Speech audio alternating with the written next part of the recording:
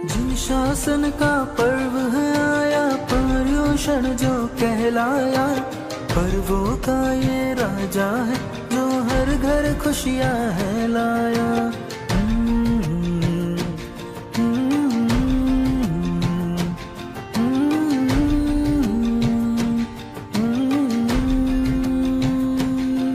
पर पुण्य कमाने का ये अवसर हो, पुण्य कमाने का ये अवसर फिर से लौट के है आया। प्रभु भक्ति की महक ने जग को चंदन से है महकाया।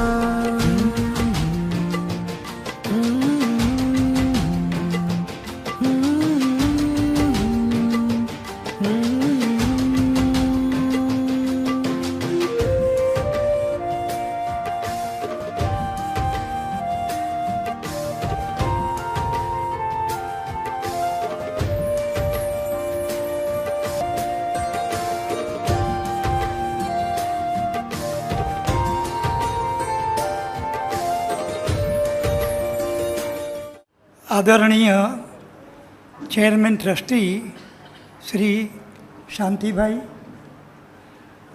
માનનીય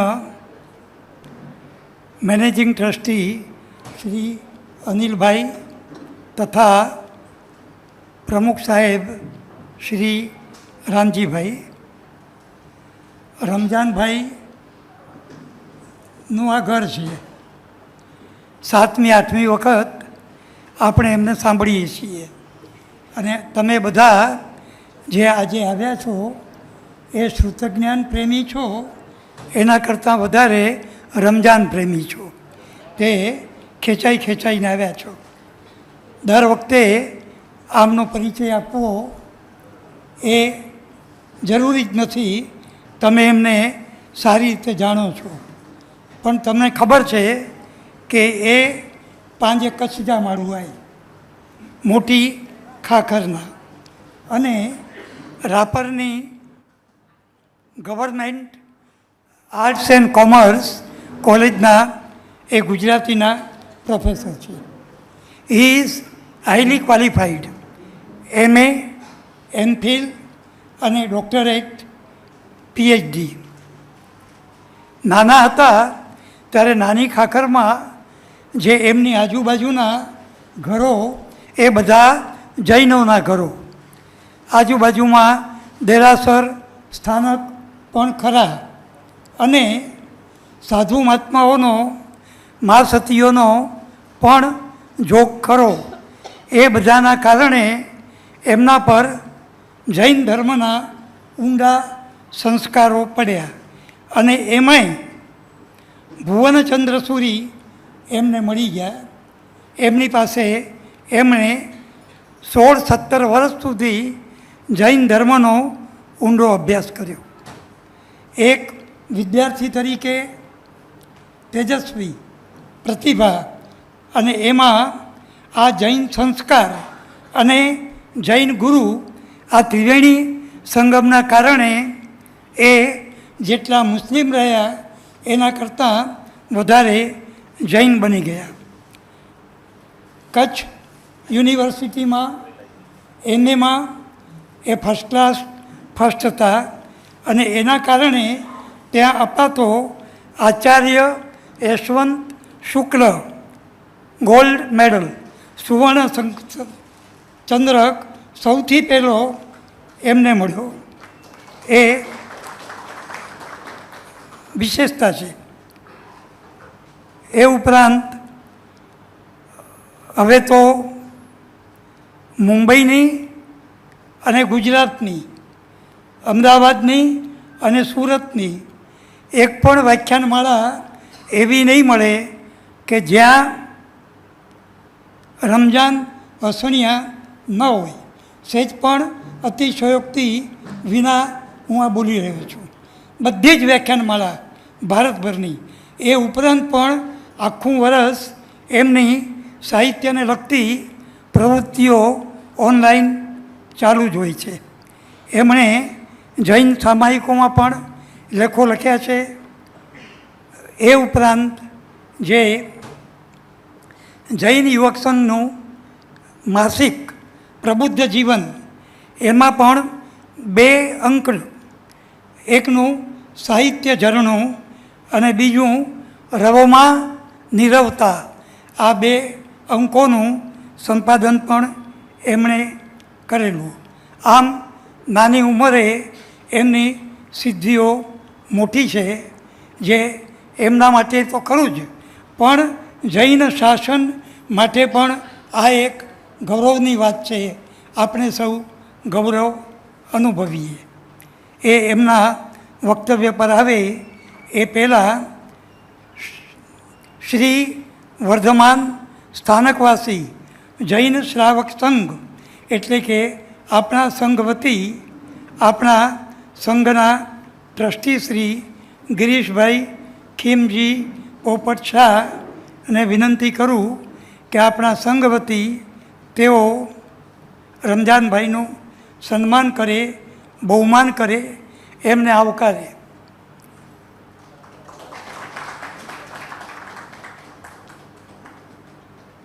બોલો શ્રી મહાવીર સ્વામી ભગવાન કી જૈનમ જયતી.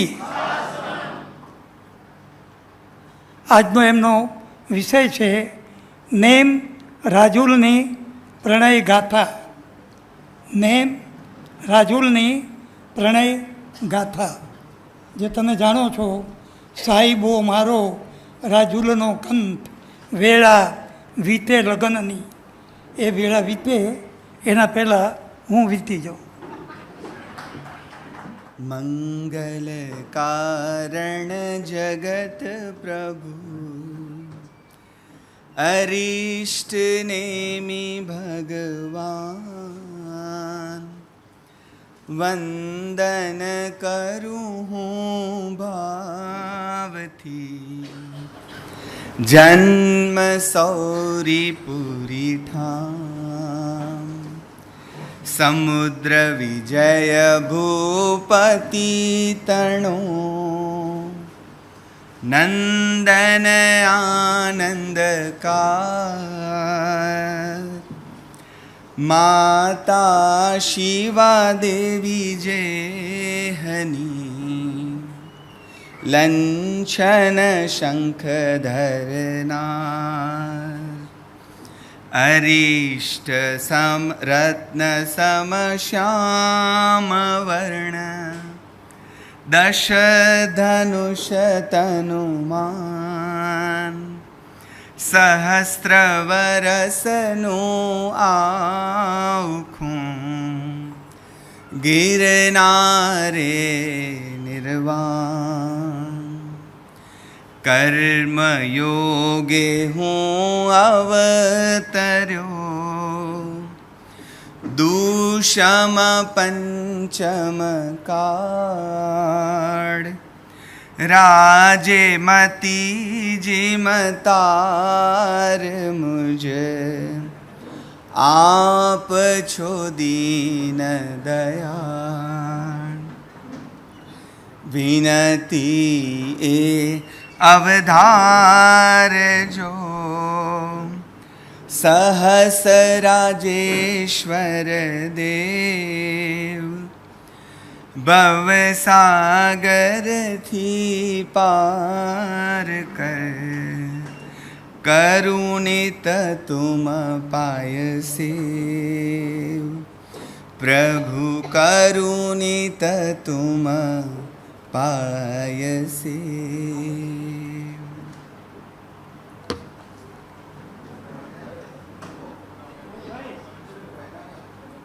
પરુષ્યન પર્વ નિમિત્તે ચાલતી આ 40મી વ્યાખ્યાનમાળાના અંતિમ દિવસે શ્રી કરસન લધુ હોલમાં શ્રી વર્ધમાન સ્થાનકવાસી જૈન શ્રાવક સંઘ દાદરના ઉપક્રમે મળેલા આપણે સૌ પ્રિયજનો, આ શબ્દ તમારા સૌ માટે લાગુ પડે છે, એટલે એક જ સંબોધન મેં જે સૌ માટે વાપર્યું તે છે પ્રિયજનો. અહીંથી ઓર્ડર છૂટેલો કોઈક નાનકડી દીકરીનો કે તમારે વિડીયો બનાવીને મૂકવાનો છે પ્રચાર પ્રસાર માટે. એટલે એમાં પણ મેં ખાસ કહેલું કે જ્યાં આવવાની સૌથી વધારે મજા પડે, આમ તો બધે જ પડે, પણ અહીંયા આવવા માટે તો પાંખ આવે, ખુલ્લા પગે આવવાનું મન થાય. એનું કારણ અહીંયા તો મને મારા વાગડ મલકના માળું મળવાના હોય. એટલે વાગડથી મુંબઈમાં આવી અને પાછું વાગડ તમને ધબકતું દેખાય એવી જગ્યાએ કોને ન ગમે. અને વાગડને ધબકતું રાખનાર બાબુભાઈ પણ આજે અચાનકથી આપણી વચ્ચે આવ્યા છે, એમને પણ પ્રણામ કરું છું. વ્યાખ્યાનમાળાના પ્રમુખ શ્રી નવીનભાઈ કુબડિયા સાહેબ, સંસ્થાના પ્રમુખ શ્રી, સૌ ટ્રસ્ટીગણ અને મારા તમામ પૂર્વ વક્તાશ્રીઓને મારા પ્રણામ પાઠવી, મારા ઉપકારી એવા ગુરુજનોને પરમ પૂજ્ય મહોપાધ્યાય શ્રી ભુવનચંદ્રજી મહારાજ, દર્શનાબેન ધોળકિયા, ગીતાબેન જૈન, સૌને મારા પ્રણામ પાઠવી અને મારી વાત માંડવાની સાહેબ પાસે રજા લઉં. ગુજરાતી ભાષા સાહિત્યના અધ્યાપક તરીકે અમે સાહિત્યનો ઇતિહાસ ભણાવીએ, એમાં મધ્યકાળ પણ ભણાવીએ. અને મધ્યકાળ પર એક આરોપ એવો મુકાયો છે કે એમાં જીવનનું કચરિયું કરી નાખ્યું બધા કવિઓએ. એટલી ભક્તિની વાતો કરી કે વાત ન પૂછો. અને એમાં પણ જૈન સાહિત્ય તરફ લગભગ બધાની ઉપેક્ષાની નજર રહી. એનું એક બહુ મોટું કારણ એ રહ્યું કે આ સાહિત્યમાં અંતે શાંતરસમાં એક કૃતિ વિરમે લગભગ પાત્રોએ રામ હોય, કૃષ્ણ હોય કે જે XYZ હોય એ બધા દીક્ષા જ લે. એટલે વૈરાગ્ય પ્રેરિત સાહિત્ય, જૈન સાહિત્ય મધ્યકાળમાં ખૂબ રચાયું અને એટલે એને સાંપ્રદાયિક સાહિત્ય કહીને જરાક બાજુ પર મૂકી દેવામાં આવ્યું. અને પછી કોઠારી સાહેબ એટલે કે જયંત કોઠારી સાહેબથી માંડીને કેટલા એવા વિદ્વાનો મથ્યા જેમણે એનું ઉચિત સ્થાન અપાવવાની કોશિશ કરી. અને આજે હવે એનો સ્વીકાર ધીરે ધીરે ઉત્તમ સાહિત્યના સંદર્ભમાં થવા માંડ્યો છે. પણ મારે જે કહેવું છે એ એટલા માટે કહેવું છે કે વૈરાગ્ય પ્રેરિત સાહિત્યની આ ભરમારમાં એવું નથી કે જૈન સાહિત્ય પાસે કેવળ વૈરાગ્યની કૃતિઓ જ છે. આગળની પર્યુષણ વ્યાખ્યાનમાળામાં આપણે સ્થૂલીભદ્ર અને કોશાની પ્રેમકથાની વાત કરી છે. થોડી ઘણી કરી શકીએ, 1 કલાકની મર્યાદામાં તો કેટલું કહેવાય, પણ છતાંય ઘણું બધું કહેવાય. એટલે આ વખતે સાહેબનો આદેશ થયો ત્યારે મેં કહ્યું કે વાંધો ન હોય તો આપણે નેમ રાજુલની પ્રણય ગાથા માંડીએ. તો સાહેબે હામી ભરી અને આજે આપણે નેમ રાજુલની પ્રણય ગાથાની વાત માંડવાના છીએ. સુધારક યુગના એક કવિએ પ્રેમ વિશે બહુ જ માર્મિક પંક્તિ આરંભે કહી. હજી તો મધ્યકાળ પૂરો જ થયો હતો. એણે એમ કહ્યું કે સાજન નેહ નિભાવવો ઘણો દોહેલો યાર. સાજન નેહ નિભાવવો ઘણો દોહેલો યાર, તરવું સાગર હોડકે ને સૂવું શસ્ત્રની ધાર. આ પ્રેમ કરવો સહેલો છે, કારણ કે કરતા નથી, પાછા પડી જઈએ છીએ આપણે પ્રેમમાં. પણ પ્રેમ નિભાવવો બહુ જ અઘરો છે. જેમ શસ્ત્રની ધાર પર સૂઈએ કે પછી નાનકડી હોડકીથી સાગર તરવો હોય અને જે અઘરું લાગે એવું જ અઘરું આપણું આ કૃત્ય છે. એટલે એવા પ્રેમની એક ગાથા આજે તમારી સમક્ષ ટૂંકમાં માંડવી છે અને પછી એને થોડા વર્તમાન સંદર્ભો સાથે જોડીને અત્યારના આપણા પ્રેમ જગત સાથે એના તંતુ કેવી રીતે ગોઠવી શકીએ એની થોડીક વાત કરવી છે. એટલે મારા વ્યાખ્યાનને હું લગભગ અડધો અડધ અથવા તો 60-40 એવી રીતે વિભાજિત કરીશ કે મૂળ ગાથા, પછી કવિઓએ એને કઈ રીતે વર્ણવી છે તે, અને પછી આપણા વર્તમાન સંદર્ભ સાથે એને કેવી રીતે જોડી શકીએ એની વાત માંડીશ. નેમ રાજુલની પ્રણય ગાથા 9 ભવની પ્રીતની વાતો આપણે બધા જાણીએ છીએ. એટલે 8 ભવની હું વાત કરવા જાઉં તો બધા અહીંયા પારાયણ કરવું પડે અઠવાડિયાનો. આજે આ 1 ભવની ને આજે બીજા ભવની ને આજે ત્રીજા ભવની. આવું કરવું હોય તો કરી શકાય, પણ એવી હિંમત કરાય નહીં અને દોડડા પણ ન કરાય. એટલે નેમ રાજુલની પ્રણય ગાથાની ટૂંકમાં ખાલી નામ હું આપી જાઉં અને આપણે ત્યાંથી ઇતિશ્રી માનીએ, સંતોષ માનીએ. 8 ભવના. પહેલા ભવમાં ભગવાન ધન નામે છે અને રાજીમતી ધનવતી નામે મૂળ નાયિકા તરીકે છે. બીજા ભાવમાં તેઓ દેવદેવી થયા છે. ત્રીજા ભાવમાં વિદ્યાધર નામ છે અને રાજીમતીનું નામ રત્નવતી છે. પાછા દેવદેવી, પછી અપરાજિત અને પ્રિયતમા, પાછા દેવદેવી અને પછી શંખ અને યશોમતી. આઠમા ભાવમાં અપરાજિત લોકમાં દેવ અને દેવી તરીકે તેઓ સ્થાપિત થયા છે અને પછી નવમા લોકમાં નેમિનાથ અને રાજીમતી તરીકે એમની પ્રણય ગાથા આગળ વિસ્તરી છે. આમ તો પ્રેમીજન તરીકે જો નજર માંડવી હોય તો આગળના ભાવોની વાત માંડવી જોઈએ. એ આપણને ઓછી મળે છે અલબત્ત. અહીંયા આમ બે પ્રેમીજનો જેવી વાત આ ગાથામાં મળ્યા નથી, એ પહેલાં છૂટા પડી જાય છે. એટલે તમે એ લોકોના પ્રેમાલંબને કેવી રીતે વર્ણવવું એ કવિઓ માટે અઘરું કામ હતું. પણ મારે કહેવું જોઈએ કે સૌથી વધારે કોશા અને સ્થુલિભદ્ર અને એની સમાંતરે જ નેમ રાજુલની પ્રેમ ગાથા મધ્યકાળના કવિઓએ ખુલ્લે પેટે છૂટે હાથે આપણે એમ કહીએ કે લાણ કરી છે તેમ ગાઈ છે. અને આ બધા ભાવમાંથી એક જ ભાવની નાની વાત, એમાં વાર્તા નહીં પણ મૂળ વાત, કે લગભગ ભાવમાં વૈરાગ્ય એમને જન્મે છે, પણ એક ભાવમાં કેવી રીતે જન્મે છે? ખરતો તારો જોઈને એમને વૈરાગ્ય જન્મે છે. તમે જુઓ કે વૈરાગ્ય ક્યારે, કેમ, ક્યાં પ્રગટ થશે એની કાંઈ ખબર નથી.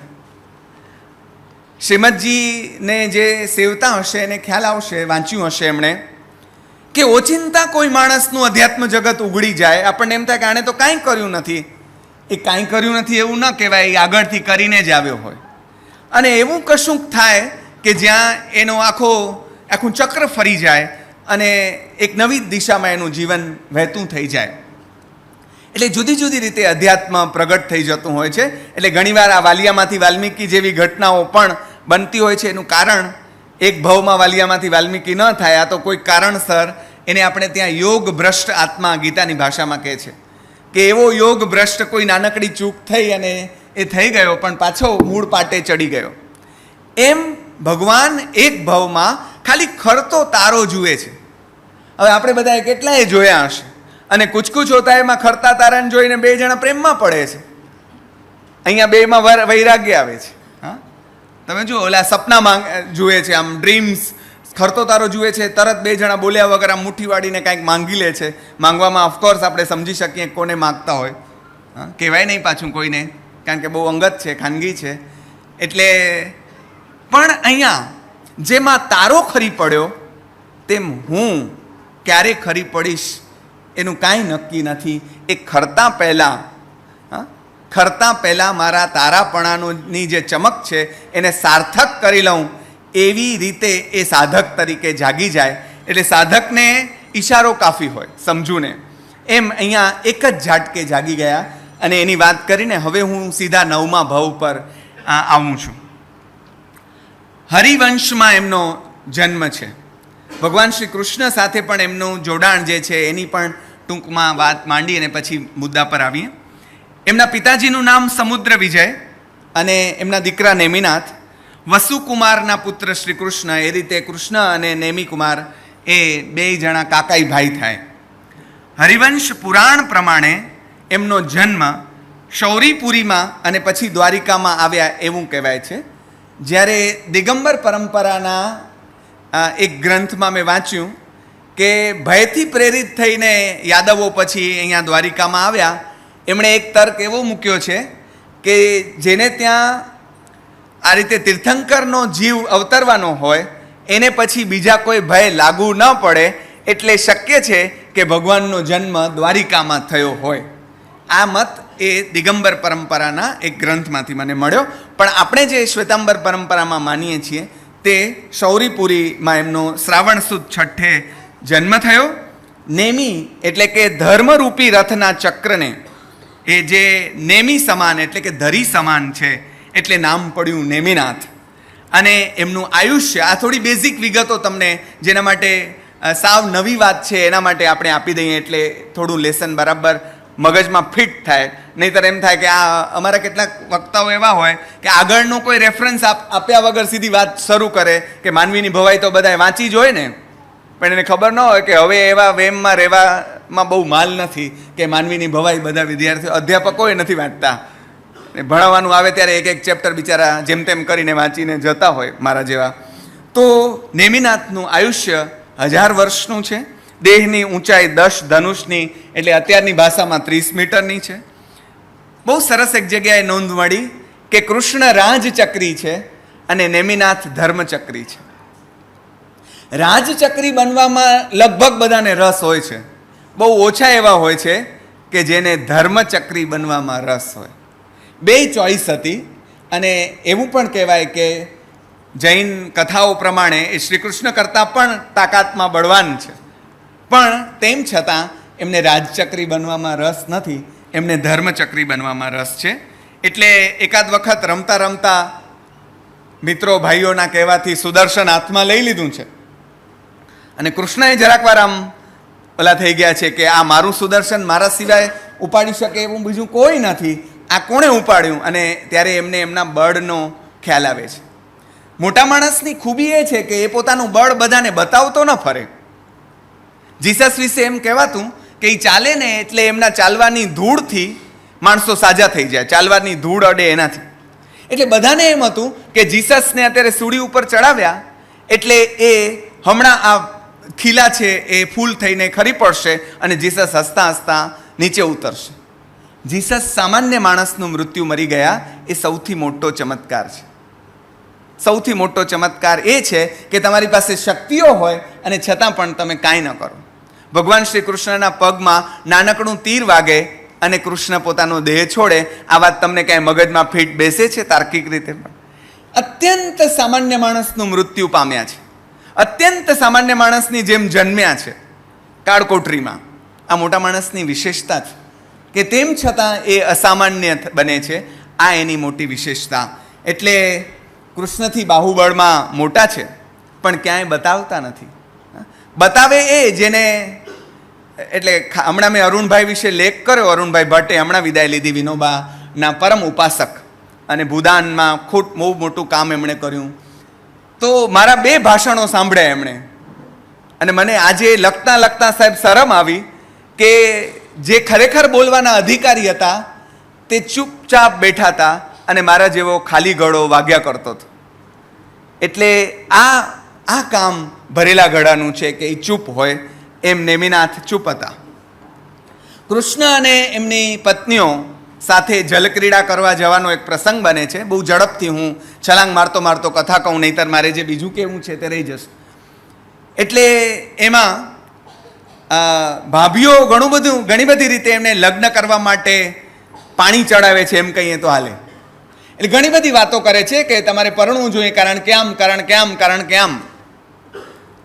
ઘણા બધા કારણો આપે છે. એમાં એક કારણ એ કહે છે કે જે પરણ્યા ન હોય ને એનો કોઈ સમાજમાં વિશ્વાસ નથી કરતો. જોઈ લેજો, રાપરમાં તમારે રૂમ ભાડે જોઈતો હોય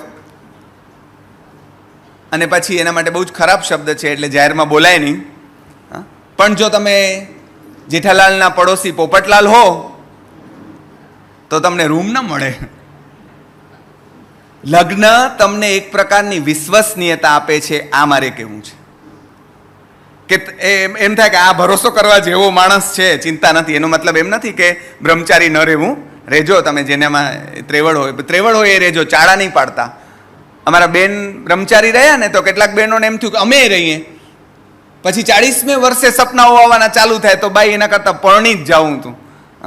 એટલે અધ્યાત્મના બ્રહ્મચર્યના ચાળા ન પાડી શકાય કે આણે આમ કર્યું તો લાવો હું પણ આમ કરું. એટલે ભાભીઓ એને જાત જાતનું કહે છે. એમાં એક આ પણ કહે છે કે સ્ત્રી વગર પુરુષનું મૂલ્ય ન હોય. એટલે બીજા એક એમ પણ કહે છે કે બીજી, એટલે જે દિગંબર પરંપરામાં કથા આવે છે એમાં પોતાનું કપડું એમને કહે છે કે ધોવા જરાક આ ધોઈ આપો ને. અને કૃષ્ણની આટલી રાણીઓ છે એમાંથી એક વાંકા બોલા છે. સુદામા ચરિત્રમાં પણ પ્રેમાનંદ એનું નામ એમ બોલે છે, ઘણું વાંકા બોલા સત્ય ભામારે, આ શું ફૂટડા મિત્ર સુદામારે. સુદામાને જોઈને કે ઓહો આ તો બહુ રૂપાળા છે. સુદામાનું રૂપ જુએ તો ખબર પડે કે છોકરા બીવડાવવા ચૂપ કરાવવા કામ આવે એવું એનું રૂપ છે. પણ આ તો સ્ત્રીઓને વ્યાજસ્તુતિ જેટલી, એટલે અમે જ્યારે પણ વ્યાજસ્તુતિ અલંકાર ભણાવીએ ત્યારે આ બાજુ જોઈને બોલાય એમ નથી, પણ કે બહેનોને જેવી વ્યાજસ્તુતિ આવડે એવી કોઈને ના આવડે. ચામાં જરાક ખાંડ જો વધુ થાય તો તરત સાસુ આમ ખાટલે પડી હોય, પણ મોટેથી સાદ કરીને કે વહુ બેટા ખાંડની ગુણ, આ તો મુંબઈમાં તમે કોઈ લેતા જ નથી, પણ ખાંડની ગુણ આજે જ ખોલી લાગે છે. એટલું કે તોય વાંધો નહીં, પણ બાપાના ઘરેથી આવી લાગે છે એમ કે તો વળી વધારે લાગી આવે આપણને. હા, ભાવ સાવ ગબડી ગયા લાગે છે ખાંડના. એટલે એટલે તમે વાઢો તો બિચારી લોહી ન નીકળે, અને આમ જોવા જાવ તો એને કાંઈ ન કીધું કે ભાઈ, એટલે આને કહેવાય વ્યાજસ્તુતિ. એટલે પેલી બેન એને કહે છે કે આ અમે શું કામ તમારા કપડાં ધોઈ દઈએ? કપડાં ધોવડાવવા હોય તો પરણી આવો. અમારે ત્યાં લગ્ન કરીને આવે ને ત્યારે એક ગીત ગવાય, માડી હું તો, બેનો સાથ આપજો,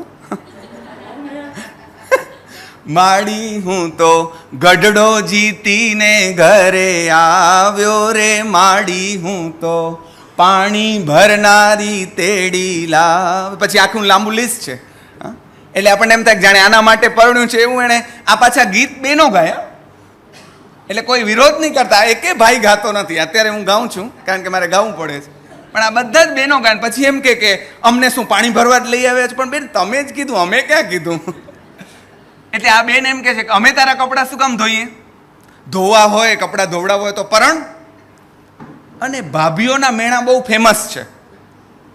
એવા મેણા મારે, એટલે સત્યભામાનું મેણું વાગી ગયું એવું પણ એક કથા કે બધામાં થોડું થોડું બદલા જુદાપણું છે, પણ જ્યાં જે મેચ થતી હોય એ વાત આપણને એમ થાય કે આની સાથે બરાબર બંધ બેસે છે. એટલે સત્યભામાએ મેણું માર્યું કે વસ્ત્ર ધોવડાવવા જ હોય તો લગ્ન કરો, અમે શું કામ તમારા લગ્ન અરે વસ્ત્ર ધોઈએ? Who are you? આમ કીધું નહીં હોય, પણ અમે શું કામ ધોઈએ ભાઈ? Why for vote?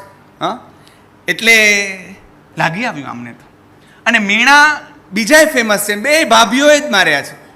નરસિંહ મહેતાને મેણું માર્યું, એ એના ભાભી જ હતા. એટલે આવા પ્રવચનો પછી આપણે જો સોગંદ લેવાના હોય, સ્થાનકમાં બેઠા હોય, એટલે પ્રતિજ્ઞાઓ તરત આપણને લેવડાવે. બોલો, હાથ જોડો, ધાર્યા પ્રમાણે અભિગ્રાય પચખાય. હમણાં હું કાંઈ લેવડાવીશ નહીં.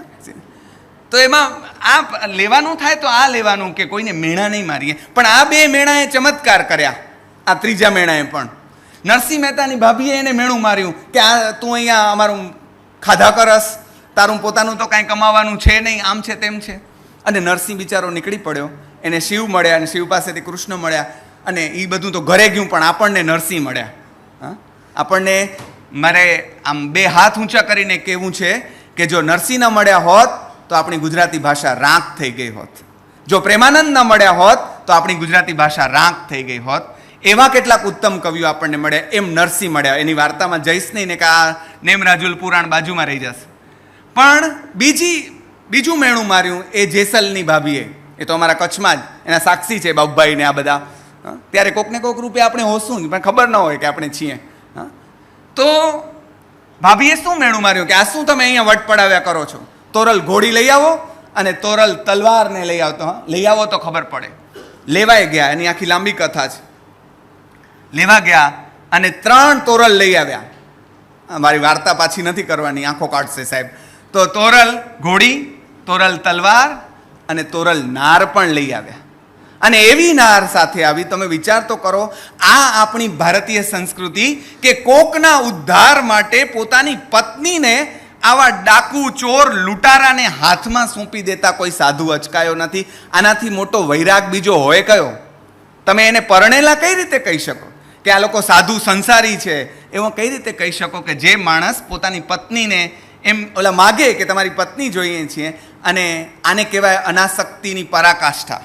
કૃષ્ણ જેકડા અનાસક્ત છે એવું નથી કે અષ્ટપટરાણીઓની સેવા લેતા હોય અને સુદામાનું નામ કાને પડે અને હે કરતો ઉઠ્યો શામળિયો નવ પહેર્યા મોજા પાય, પિતાંબર ભોય ભરાય, અતિ આનંદે ફૂલી કાય, હરી દોડેને શ્વાસે ભરાય, એમ કરીને તરત ડિટેચ થઈને ભાગી નીકળે. આ સાધુ પુરુષ પણ એવા જ છે. અને પોતાની તોરલ આપી દે અને એ તોરલ જેસલને પીર બનાવી દે. આ મેણાનો ચમત્કાર છે.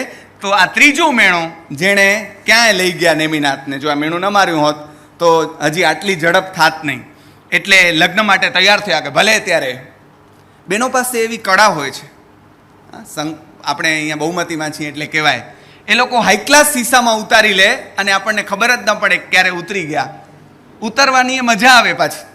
હા, તમારા બા અહીંયા આવે ને તો સૌથી વધારે મને ગમે. પણ શું, મુંબઈની આબોહવા એમને બિલકુલ ફાવતી નથી. તમે જીદ કરો છો દર વખતે, પણ બિચારા જ્યારે આવે ત્યારે માંદા પડી જાય છે. તમે જુઓ, ગયા વખતે ડાયાબિટીસ વધી ગયું હતું, ફલાણું થયું, ઢીકણું થયું, પૂછડું થયું, અને જુઓ ખાખરમાં એમને કેટલું સારું. હા, ત્યાં આવી સરસ ધર્મશાળા, આવી સરસ ભોજનશાળા, આવા સરસ પડોશી, આપણા કામવાળા બેન કેવા સારા છે, ફલાણું. અને ત્યાં એમની બેનપણીઓ, અહીંયા છે કોણ, હું તું ને રતનીઓ, આપણે બે કામે જઈએ, બિચારા આખો દિવસ કરે શું. એટલે આપણે એમ થાય વાત તો સાચી.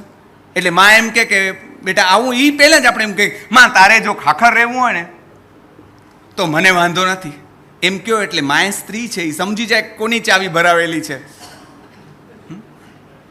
પણ આપણને ખબર ન પડે તેમ આવા વ્યાખ્યાનો આપણને જાગૃત કરે છે કે ક્યાંક આ પ્રકારનું સ્ત્રીપણું આપણી અંદર ઘર નથી કરી ગયું. એ સ્ત્રીને આપણે માં, દેવી કહીએ છીએ, અને એ જ સ્ત્રીમાં કે પુરુષમાં આ બધું આવી જાય છે. તો એમાંથી બચવા માટે આ પ્રકારની વ્યાખ્યાનમાળાઓ આયોજકો ગોઠવતા હોય. એટલે લગ્ન માટે તૈયાર થયા, કૃષ્ણ માગું નાખવા ગયા. બોલો, અદેખાઈ કેટલી આવે આપણને કે જેનું માગું નાખવા કૃષ્ણ જાય તો મજા પડે ને. એટલે જૂનાગઢના રાજા ઉગ્રસેનની દીકરીને ત્યાં રાજીમતીને ત્યાં માગું નાખ્યું. હવે આનું માગું કોણ ન સ્વીકારે? એટલા દેખાવડા છે, એટલા સરસ છે, શ્યામ વર્ણ છે. ભાઈ કાનુડાનો ને બેનો વર્ણ શ્યામ છે. આમ તો હું અત્યાર સુધી એવું જ માનતો હતો કે કૃષ્ણના સમયમાં તમામ પુરુષો કૃષ્ણની અદેખાઈ કરતા હશે, કારણ કે તમામ સ્ત્રીઓને કૃષ્ણને જ વરવું હશે, એને તો કોઈ જોતું એ નહીં હોય. તો પુરુષોને કૃષ્ણ જરાય નહીં ગમતા હોય ખાનગીમાં. પણ નેમકુમાર પણ એવા જ તેજસ્વી દેખાવડા છે. બાપાએ કીધું મુહૂર્ત કાઢો, ચોમાસું છે એટલે કીધું કે અત્યારે મુહૂર્ત નીકળે નહીં. તો કે ના, એમ ના હાલે, મુહૂર્ત કાઢો. ગમે તે માંડ માંડ તો લગ્ન કરવા તૈયાર થયા છે, મનથી બાવા છે. આપણે ત્યાં એવા રાજર્ષિઓ થયા છે કે જે હોય રાજા જનક પણ આમ હોય ઋષિ, હોય રાજા રામ પણ આમ હોય ઋષિ, હોય રાજા કૃષ્ણ અને હોય ઋષિ, રાજા યુધિષ્ઠિર અને હોય ઋષિ. એટલે આપણે ત્યાં શબ્દ આવ્યો રાજર્ષિ. આપણો સુદામો, અમારો પ્રેમાનંદ એમ કે સુદામે ગ્રહસ્થાશ્રમ માંડ્યો, મન જેનું સંન્યાસી. આમ ગ્રહસ્થાશ્રમ માંડ્યો છે પણ મન સંન્યાસી છે. એટલે કે આ સંન્યાસી બાવો હમણાં પાછો જાગશે, એના કરતાં મુહૂર્ત કાઢો. અને મુહૂર્ત નીકળ્યું શ્રાવણ સુદ છઠનું. લગ્નની તૈયારીઓ થઈ, ટોટલી એરેન્જ મેરેજ છે. બીજા કાંઈ જોવાય પોતે નથી ગયા, નથી કેવડાવ્યું, નથી કાંઈ. એટલે પ્રેમની ગાથા બરાબર છે, પણ પન્નાલાલ ને ત્યાં સુધીની તમે પ્રેમની વાર્તાઓ વાંચો ને તો અત્યાર જેવી વાર્તાઓ ન હોય, જુદી વાર્તાઓ થાય. કેવી રીતે જુદી પડે? તો એ વાર્તાઓમાં લગભગ પતિ પત્નીનો જ પ્રેમ હોય, પછી એ પરણ્યા પછીની પ્રેમ ગાથાઓ અથવા એના પહેલાં હોય તોય પછી આખરે પરણે તો ખરા જ. અને હવે આપણી પ્રેમ ગાથાઓ જરાક જુદું રૂપ લઈ રહી છે, પણ એમાં આપણે પછી જઈએ. એટલે totally arrange marriage without pre wedding, without pre wedding. જાન જોડાઈ વર્ણન નથી કરતો એટલે જવા દઉં છું. સાહેબે આમ ફણગો મૂક્યો છે ને મને ઉશ્કેર્યો છે, પણ એમ કાંઈ વાણિયા ભેગા રહી આપણે ઉશ્કેરાઈએ નહીં. એટલે ઉગ્રસેન રાજાના આંગણે જાન આવી પહોંચી છે. રાજકુમારી રાજીમતી આમ બાર ઝરૂખામાં આવીને સહેલીઓને આમ ખસેડતી પોતાના વરને જોવા આવી છે. એવું વર્ણન બહુ જ એટલું રોમેન્ટિકલી કરવામાં આવ્યું છે કે આપણને મજા પડી જાય. કોક હોય તો કે એ માં હરક પદુડી નતા થઈ જશે, ધણી કે નરેલાતી વને. બધાને હોય જ ધણીને જોવાનું મન, કોને ન હોય? અને હોવું જ જોઈએ. શું કામ ન હોય? પ્રશ્ન એ છે કે શું કામ ન હોય? હા, એ વાત જુદી છે કે ખબર ન પડે એમ જોઈ લેવાય, પણ જોવું તો જો પડે જ. હા, એટલે કાલિદાસે આ ક્ષણને બહુ જ સરસ રીતે વર્ણવી છે કુમાર સંભવમમાં. ત્યાંય બાવા છે શંકર. એક તો માંડ માંડ પરણવા તૈયાર થયા છે, કંઈક વ્રત કર્યા છે, ત્યારે પાર્વતીજીના વ્રત ફળ્યા છે, તપ ફળ્યું છે, અને નારદ માગું લઈને ટપક્યા. પાર્વતીજી અને એના પિતા હિમાલયને બે ઊભા છે, અને એ તો નારાયણ નારાયણ કરતા ટપક્યા છે કે ભાઈ તમારી દીકરી પાર્વતીનો હાથ શંકર માટે આપશો, મહાદેવ માટે. ઓલા તો હાથ પાડે છે, પણ ત્યારે દીકરી તરીકે એટલે કે એક સ્ત્રી તરીકે એને શું થાય? જે વરને પામવા એણે અપર્ણા સુધીના વ્રતો કર્યા છે એ મળે ત્યારે રાજી ન થાય? થાય જ ને, હ્યુમન નેચર છે, થાય જ. પણ બાપાની હાજરીમાં રાજી થવું કેવી રીતે? અત્યારની હિરોઈન કોઈ હોય તો યસ ફાઇનલી આઈ ગોટ હિમ એમ કે, પણ આ તો આપણી એકદમ સુશીલ નાયિકા છે. એટલે કાલિદાસે બરાબર આને કહેવાય મહાકવિની ચેતના, મહાકવિની દ્રષ્ટિ. એણે એ જોઈ લીધું કે આ બાઈએ આનંદ વ્યક્ત કરી લીધો, બાપાને ખબર ન પડી. કર્યું શું? લીલા કમલ પત્રાણી ગણ્યા માસ પાર્વતી. એણે પોતાના હાથમાં રહેલો કમળ આમ ફેરવી અને પોતાનો ઉભરો જે હતો એમ વ્યક્ત કરી લીધો. તમે જૂની પિક્ચર જુઓ ને, જોજો. હા, આ લોકોને જોજો જૂની પિક્ચરો. મેરે પિયા ગયે રંગૂન વહાં સે કિયા હે ટેલિફોન તું મારી યાદ સતા, એમ કહેતા કહેતા એ બાઈ એવી શરમાઈ જાય કે થાંભલાને 2-3 આંટા મારી આવે ને. આ થાંભલાને આંટા શું કામ મારે છે? આંટા મારીને પોતાનો આનંદ વ્યક્ત કરે છે. અને એ વ્યક્ત કરવાની છૂટ બધાને હોય. એ રાજીમતીને પણ હોવી જ જોઈએ. એટલે આપણા કવિઓએ આપી, બીજા શાસ્ત્રકારોએ કે આપી કે ના આપી, પણ કવિઓએ હાઈ ક્લાસ છૂટ આપી. અને એણે આમ બધાને ઠેલા મારતા મારતા જોઈ લીધા. એવામાં કહાની મેં ટ્વિસ્ટ શું થયું? તમે બધા કથા તો બધા જાણો જ છો, પણ એવામાં મૂંગા પશુઓનો ચિત્કાર સાંભળે છે. નેમ કુમાર, હજી તો નેમિનાથ નથી થયા, નેમી કુમાર છે. અને પૂછે છે કે આમને કેમ પૂર્યા છે? હવે તમે જુઓ પશુ બલિની વાત, ત્યારે એ સમય અને એને દરેક કથાને છે ને એના સમયના સંદર્ભમાં મૂલવવી જોઈએ.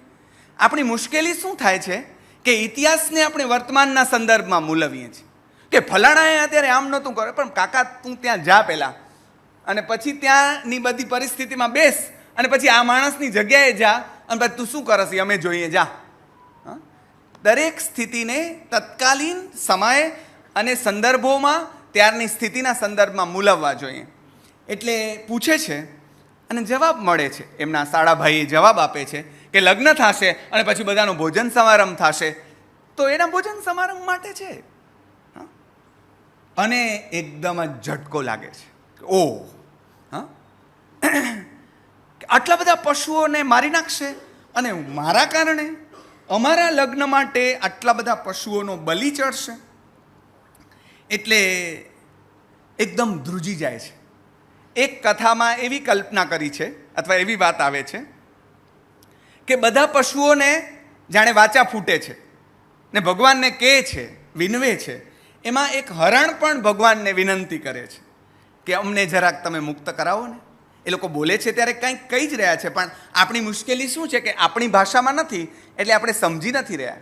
ચકોચકીની વાર્તા જે છે એમાં ચકોચકી બે એકબીજાને કાંઈક કહેતા જ હશે, એમાં આઈ લવ યુ પણ હશે જ, પણ એ લોકોને ત્યાં શબ્દો જુદા હશે. પણ હવે નેમકુમારને એ વિનંતી કરે છે અને પોતે એમને છોડાવે તો છે જ, પણ મુક્તિની દિશામાં આગળ વધવા માટે એ લોકોને મુક્ત કરાવે છે અને પોતે પણ મુક્તિની દિશામાં પોતાનો રથ વાળે છે. આ ટ્વિસ્ટ છે. જ્યાં આવો મોટો વળાંક આવે છે ત્યાંથી આખી યાત્રા ફરી પાછી બીજા પાટા ઉપર ચડે છે. વૈરાગ્યની આ તીવ્ર ક્ષણોએ નેમકુમારના મનમાં આપણે એક માનવ તરીકે વિચારીએ તો કેવી ગડમથલ ચાલી હશે, શું ચાલ્યું હશે એની અંદર? કે એક તરફ રમણીનો રાગ અને બીજી તરફ વૈરાગ. પણ કોઈ કથાકારે સરસ લખ્યું કે આ હરણ છે ને એ બહુ ત્રાસ દે છે. સીતાને રામને જો એણે છૂટા પાડ્યા, અને આ નેમને રાજુલને પણ એણે છૂટા પાડ્યા. અને કથાકારોને તો કહેવાય માતા પિતા સમજાવે છે પણ માનતા નથી, અને માને કહે છે કે મને હવે સ્ત્રીને પરણવામાં નહીં, શિવ રમણીને પરણવામાં રસ છે. એટલે મેં એક કવિતા લખી હતી, એમાં એક પંક્તિ એવી હતી, જાતની જોડે પરણીને મારે સાચના સુખિયા થાવું. બહુ બાર લગ્નો કર્યા, હવે જાત સાથે લગ્ન ક્યારે કરીશું એ મારે કરવું છે. રાજીમતીનો વિલાપ છે. પહેલાં વિનંતી કરે છે, પછી ઓલંબો આપે છે, પછી કડવા વેણ પણ કહે છે. અને કડવા એટલે કડવાશની હદ વટાવી જાય એવા કડવા છે. આ તો કવિઓએ કવિ છે ભાઈ, અને કવિ એની કક્ષાએ જઈને એની સંવેદનાઓને, પુરુષ કવિઓ છે લગભગ, પણ મારે કહેવું જોઈએ કે સ્ત્રીને જે થાય તે એનું સંવેદન એમણે સ્ત્રીની જગ્યાએ પોતાની જાતને મૂકીને અનુભવ્યું છે. એટલે એકદમ તપી હોય ત્યારે સ્ત્રી શું કહે, એ શબ્દ હવે કવિ રાજીમતીના મુખે મૂકે છે અને એમ કહે છે કે આ જે મોક્ષ શિવરમણીની તમે વાત કરો છો ને, એ તો કઈક સિદ્ધો દ્વારા ભોગવાયેલી છે અને એના માટે એક શબ્દ વાપરે છે. એની પાછળ તમે ગાંડા થયા છો? ભલા માણસ, તમને કાંઈ શરમ આવે છે કે નહીં? આવા કેટલાય ઓલંબા, આવા કેટલાય ઠપકા એ આપે છે. ત્યાં સખીઓ પણ કહે છે કે અમે તને કહેતા નહોતા કે કાળા હોય ને એનો વિશ્વાસ ન કરાય, બધા ધુતારા હોય. દયારામે તો શ્યામ રંગ સમીપે ન જાવું, મારે આજ થકી શ્યામ રંગ સમીપે ન જાવું, એવી કવિતા કીધી કે જેમાં કાળા હશે તે તો સૌ એક સરખું, ને એમાં એક કપટ હશે, આવું બધા કાળા કપટી હશે. એટલે માઠું નહીં લગાડતા, પણ તીર્થંકર લગ્ન કરવાનું ટાળે છે. અને પોતે ઘણા એમ પણ લખે છે કે ભગવાનને તો ખબર જ હોય ને કે આ બધું બનવાનું છે, કારણ કે એમને તો કેવળ જ્ઞાન સિવાયના બાકી બધા જ્ઞાન તો લગભગ થઈ જ ગયા છે, તો ખબર જ છે, તો શું કામ આવ્યા? તો પહેલું સ્થુલીભદ્ર કોષાના ઘરે શું કામ જાય છે, એ જવાબ અહીંયા મેચ થાય છે કે એને તારવા માટે પાછા આવ્યા છે. એટલે ઘણા એમ પણ માને છે કે આ તો એક બાનું છે, મૂળ રાજીમતીને ઉગારવા માટે આવ્યા છે, અને પછી અશોક વૃક્ષની નીચે પંચમુષ્ટિ લોજ કરે છે. આ બાજુ રાજીમતી મન વાળી લેવા માટે એ મન વાળી લે અને બીજાને પરણે એવી વિનંતીઓ કરવામાં આવે છે કે તમે વાળી જાઓ અને બીજાને પરણો, આ નહીં તો બીજા એમ. પણ રાજુલ કહે છે કે ના, મેં મનથી જેમને માની લીધા છે સ્વામી, હવે મારાથી બીજા સ્વામી નહીં થાય. અને 56 દિવસ સૌરાષ્ટ્ર દેશમાં વિચરે છે. ગિરનારની તળેટીમાં આસો સુદ એકમે એમને કેવળ જ્ઞાન થાય છે. 300 વર્ષની ઉંમરે દીક્ષા લે છે અને 56 જ દિવસમાં, એટલે 300 જ વર્ષની ઉંમરમાં એમને કેવળ જ્ઞાન થાય. પછી 700 વર્ષ એ કેવલી ભગવંત તરીકે, તીર્થંકર પરમાત્મા તરીકે ભારત ભૂમિ નસીબદાર. આજે જ અમે આખી બપોર ભારત ભૂમિના સદભાગ્યની વાત માંડતા હતા અને આપણી સંસ્કૃતિની વાત કરતા હતા, જ્યાં તીર્થંકરના આત્માઓ આટલા વર્ષો સુધી ફર્યા હોય, એ ભૂમિ જેવી તેવી હોય તો એને પસંદ કરે ખરા? એ જ્યાં આવે ને એ ભૂમિ મોટી છે એની સાબિતી ગણાય કે જ્યાં આવા જીવો અવતરે છે. એટલે ભગવાન પાસે રાજીમતી પણ પછીથી દીક્ષા લે છે, એના ભાઈ રથનેમી પણ લે છે, સાધના પણ કરી રહ્યા છે. એક કથા એવી પણ મળે છે, જેવી ઉપકોષાની મળે છે એવી જ એમની મળે છે કે ગિરનાર પર ભગવાનના દર્શન કરવા જતાં રાજીમતી વરસાદમાં સહેજ પલળી ગયા છે અને એક ગુફામાં પોતાના વસ્ત્ર કોરા કરવા માટે જાય છે. અને એમને ખબર નથી હોતી કે એમાં રથનેમીજી સાધના કરી રહ્યા છે. અને આવી એક રૂપના અંબાર જેવી રૂપવતી સ્ત્રીને નિર્વસ્ત્ર અવસ્થામાં જોઈ અને રથનેમી ચલિત થઈ જાય છે. પોતે સાધુ છે, પણ વૈરાગ્ય લેવાયું હોય પણ એ પૂરું થાય ને ત્યારે ફળ્યું કહેવાય. અમારા બેન એમ કે આ લોકો બધા સાલો ઓઢાડે ને સન્માન કરે ને, ત્યારે એમને 28 વર્ષના હતા ને જ PhD થયા, એટલે એમનું સન્માન કર્યું તો કે મારામાં હજી બગડવાની ફૂલ શક્યતાઓ છે, અત્યારે સન્માન ન કરો. એમ દીક્ષા લે છે ત્યારે તો સાધુત્વનો એકડો ઘૂંટાય છે, એમાં પડવાની ઘણી બધી શક્યતાઓ છે. એનાથી બચી શકે એને સાધુ કહેવાય, એને સાધક કહેવાય. રથનેમી જરાક લપસી જાય છે, પણ મારે કહેવું છે કે ત્યાં ઉપકોષા જેવી ગણિકાએ એ સાધુના ચારિત્ર્યની રક્ષા કરી હતી. અહીંયા સાધ્વીજી ભગવંત, એક સ્ત્રી પાછી એ સાધુના ચારિત્ર્યની રક્ષા કરે છે. અને ઉદાહરણ શું આપે છે? ઘણા આપે છે, પણ એમાંથી એક જ તમને કહું, ઘડિયાળ બહુ ઝડપથી દોડે છે એટલે. તો એ કહે છે કે મોઢામાંથી ફેંકેલું સાપ પણ બીજી વાર ગળતો નથી, અને આ સંસારને તમે આમ ફેંકી દીધો અને હવે પાછું મોંમાં નાખવા જાઓ છો અને આવા ઉત્તમ ચારિત્ર્ય રત્નને ગુમાવવા બેઠા છો, તમને શરમ નથી આવતી? અને એકદમ જાગી જાય છે. જો ઘણીવાર આટલું કાફી હોય અને ઘણા કથા સાંભળી ફૂટ્યા કાન તોય ના આવ્યું બ્રહ્મ જ્ઞાન, એમ ઘણા ખાલી સાંભળ્યા જ કરે, પણ અહીંયા જાગી જનારા આત્માઓની વાત છે. એટલે એ જાગી જાય છે અને ગિરનાર પર પછી ધીરે ધીરે ક્રમશઃ કરતાં એમનું પણ મોક્ષ થાય, રાજીમતીનું પણ મોક્ષ થાય છે. એવું કહેવાય છે કે ભગવાન તો 700 વર્ષ પછી જીવ્યા, પણ રાજીમતીજી પહેલાં દેવલોક ગયા અને પછી ત્યાંથી મોક્ષે ગયા, ભગવાન પછી મોક્ષે ગયા. એટલે આને કહેવાય પ્રેમ, કે જે પોતાની પ્રિયતમાને પહેલાં મોક્ષે પહોંચાડે છે. આ પ્રેમની પરાકાષ્ઠા છે. પરમ પ્રેમ કોને કહેવાય? કે જે બાંધે તે નહીં, પણ જે મુક્તિ અપાવે તે પ્રેમ. એની વાત આપણે આગળ કરીશું. પણ આટલી કથા જરાક ઝડપથી મેં તમારી સમક્ષ મૂકી અને હનુમાન કૂદકા લગાડતે લગાડતે મૂકી. હવે કેટલીક વાત થોડીક કવિતાઓની, પણ એમાંય પણ હું થોડુંક ઓછું કરીશ. પણ મારે જે કહેવું છે એ સાથે સાથે કહેતો જાઉં, નહીંતર સમય આમ નીકળી જશે. કે ભગવાન તો પશુઓનો ચિત્કાર સાંભળીને જાગી ગયા. અત્યારે આપણે માંસાહાર નથી કરતા, પણ આરંભ સમારંભ એટલા બધા ઊભા કર્યા, આપણે એટલા બધા ઊભા કર્યા, વાતે વાતે આરંભ સમારંભો કર્યા, આજે પણ કરી રહ્યા છીએ. કે નાનકડું તપ આપણે આદર્યું હોય અને એના નિમિત્તે જે કાંઈ પુણ્ય અર્જિત કર્યું હોય એ બધાને ધોઈને પાછો ખાઈમાં નાખી દે, એટલા પાપ કર્મો સંચિત થાય, એવા કાર્યક્રમો આપણે ઘડી કાઢીએ. એટલે આ જાગવાની ક્ષણ મને અહીંયા ચિત્કાર આનો સાંભળવાનો છે. પેલી ડીશમાં જે અન્ન તરફડી રહ્યું છે ને એનો સાંભળવાનો છે. અને જીન શાસનથી વિરુદ્ધ, જે ધર્મ વિરુદ્ધ કેટલુંક અભક્ષ્ય અને ઘણીવાર તો બીજું કેટલુંક રાત્રિ ભોજન ને આ અને તેને ખબર ન પડે તેમ થઈ જાય. તમારા નિમિત્તે કેટલા શું કરતા હશે ખબર નથી. તો આ બધા તરફ પણ આ વાતને જોડીને હું જરાક એક અંગુલી નિર્દેશ કરવા નાના મોઢે મોટી વાત કરી રહ્યો છું. પણ કેટલાક કવિતાઓનો આશરો લઈને કવિઓએ કેવી રીતે આ વાતને રમાડી એની થોડીક વાત કરીને પછી વર્તમાન સંદર્ભ પર આવું. ઉપાધ્યાય યશોવિજયજી એમ કહે છે કે પ્રીત કરતા સોહેલી રે, હા નિર્વહતા જંજાળ રે વાલમાં. લગભગ એ રાજીમતીના મુખે વાત મૂકી છે. કેમ કે ભગવાન તો હવે વળી ગયા. ક્યાંક એમણે સંવાદ રૂપે મૂકી છે, ત્યાં ભગવાનના ડાયલોગ્સ પણ છે, પણ મોટે ભાગે અને અવકાશ પણ ત્યાં છે. કવિતાનો અવકાશ ક્યાં છે? કવિતા રચવાનો રાજીમતીના વિયોગમાં. એટલે અહીંયા શૃંગાર છે, પણ આપણે ત્યાં બે પ્રકારના શૃંગાર હોય. એક સંયોગ શૃંગાર, જ્યાં પ્રિયતમા અને પ્રિયતમા સાથે હોય, અને બીજું વિપ્રલંબ શૃંગાર, કે જેમાં પ્રિયતમા અને પ્રિયતમ જુદા હોય. અહીંયા વિપ્રલંબ શૃંગાર છે, અને તે પણ એક પક્ષે, ભગવાનના પક્ષે નહીં, હા, એ રાજીમતીના પક્ષે. આવા ભગવાન કેવા છે? દેખાવડા. યશોવિજયજીનું જે ગીત છે, અને રાજસ્થાનમાં અમે લોકો હતા ત્યારે અમારા એક સાધ્વીજી ભગવંતના મુખે આ સાંભળેલું.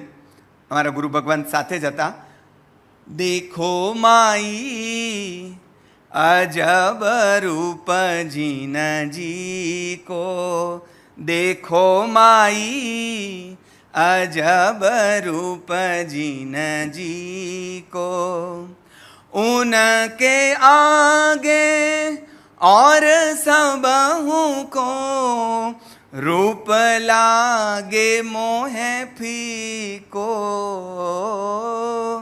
रूप लागे मोहे फीको, देखो माई અજબ રૂપ જીનજી કો.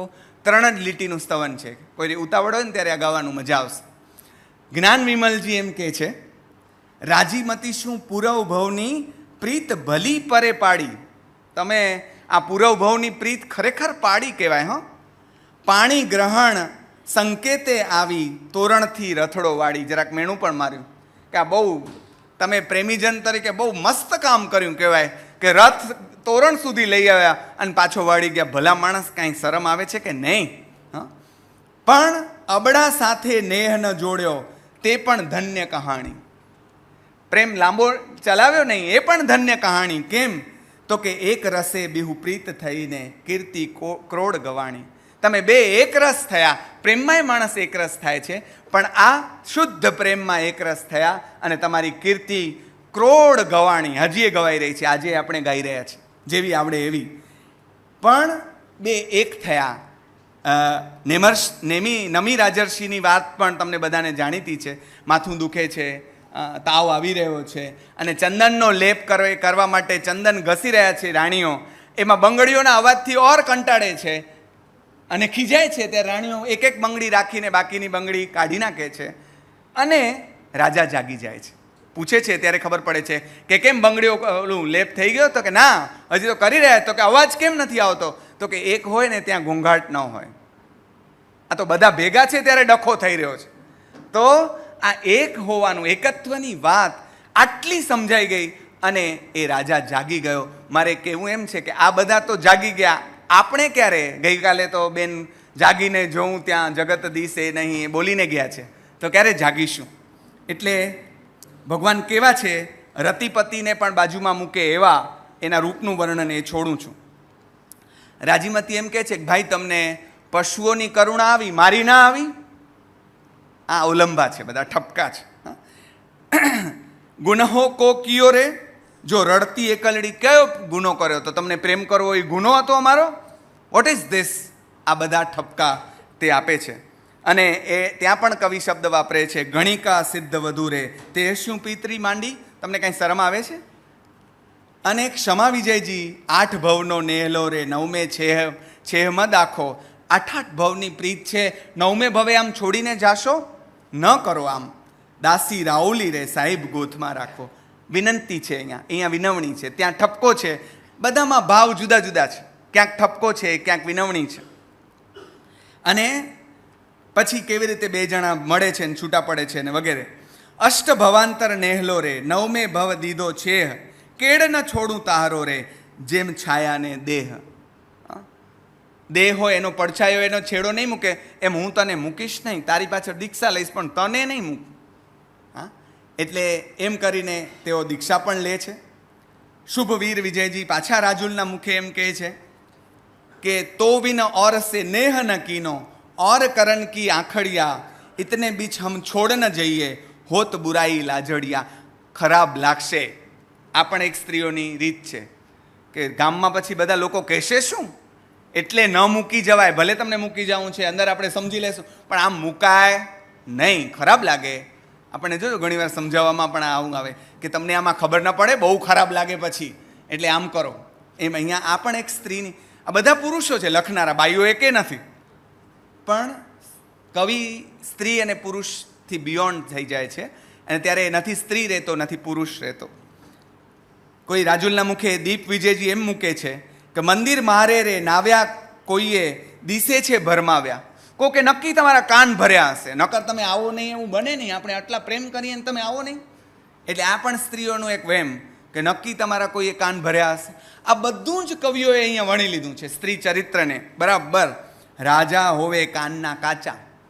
હવે મને સમજાણું, રાજા કાનના કાચા હોય, તમને કોઈ કે કાંઈક કીધું અને તમે માની ગયા, એ ઉખાણા જગના સાચા. હવે સમજાણું, આ જગત કાંઈ ઓમે ઓમે કહેતા નથી કે રાજા કાનના કાચા હશે. પછી રંગ વિજયજી એમ કહે છે, સંયમ લેઉંગી ને સાથ ચલુંગી, રહુંગી પ્રીતમ પાસ.